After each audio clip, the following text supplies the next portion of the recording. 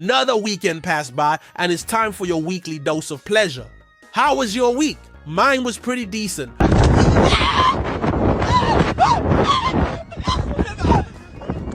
But speaking of ups and downs, I can't believe Ubisoft did it again.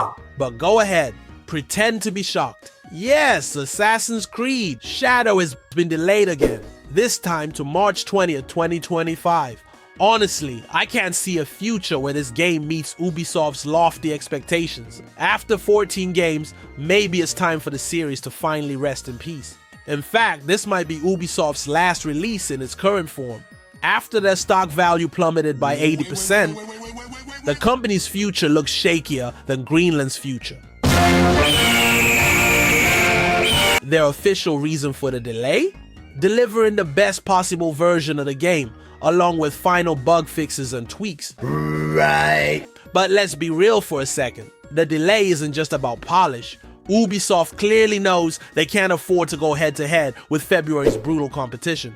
We're looking at heavyweights like Avowed, a game from Obsidian that might just be one of the year's best RPGs. Then you've got Civilization 8, the next iteration of a franchise with a fan base that's practically a global cult. But it doesn't stop there. Monster Hunter is rumored to bring back the addictive co-op beast-slaying action with even bigger environments and smarter AI creatures, promising to dominate online play.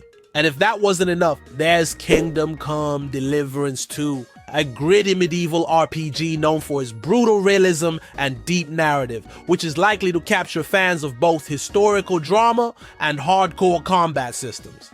This lineup is like a who's who of gaming royalty, ready to steal every ounce of attention when February rolls around.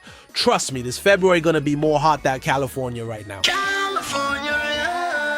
Ubisoft probably figured showing up to that showdown with another open world formula would be a losing battle. Like bringing a baguette to a sword fight, and you know you will always lose because you are French in this scenario. Dans mon esprit tout divin, je me perds dans tes yeux. But hey Donkey, this franchise is deader than my Tinder account, so why do you care about these updates? Only normies and 12-year-olds play this series nowadays, right? Well, let me tell you a little story that might explain why Assassin's Creed still means something to me. It's 2012, and Assassin's Creed 3 has just come out. I was getting bullied during school breaks, but it all changed when the alien watch fell from the sky.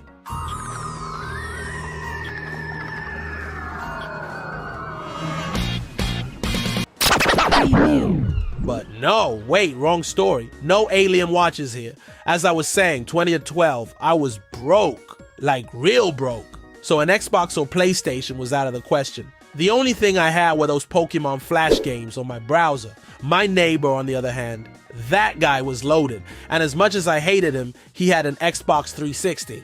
One day I skipped school, stood in the stairwell till my mom left for work, then snuck back inside. Turns out my neighbor had pulled the same trick.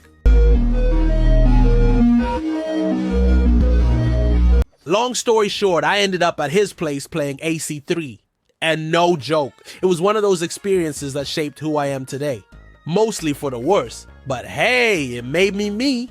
I'll never forget Connor leaping through those forest trees with graphics that seem more realistic than Elon Musk's robot girlfriend. This is for Gohan! The assassinations of British soldiers, absolutely badass. Back then, I didn't care about reviews or plot lines. Who plays a game for the story, right? I was there for the action and fun, and that day delivered both.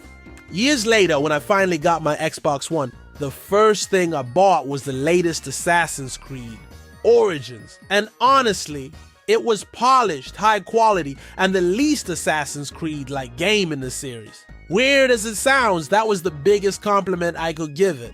Over time, I made it my mission to complete every game in this legendary series. Some, like Black Flag, were amazing, even holding my favorite game title until Red Dead Redemption 2 came along. Others, like Syndicate, were a struggle to finish. But overall, Assassin's Creed was pure gaming joy. No need for hidden meanings, deep narratives, or fancy dialogue. Just fun, like a pizza after a big green. But as the years went by, Assassin's Creed lost its prestige. Once a titan of gaming, it's now the McDonald's of video games. Junk food no one takes seriously or even enjoys.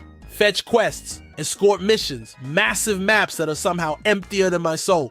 You get the idea. One more game, one more disappointment. It's no longer the game everyone's waiting for, but just another release. Oh, a new Assassin's Creed dropped? I'll wait for it to be 80% off in 2 months. And that's why I'm telling you all this. Assassin's Creed was once a defining game, the one we all waited for.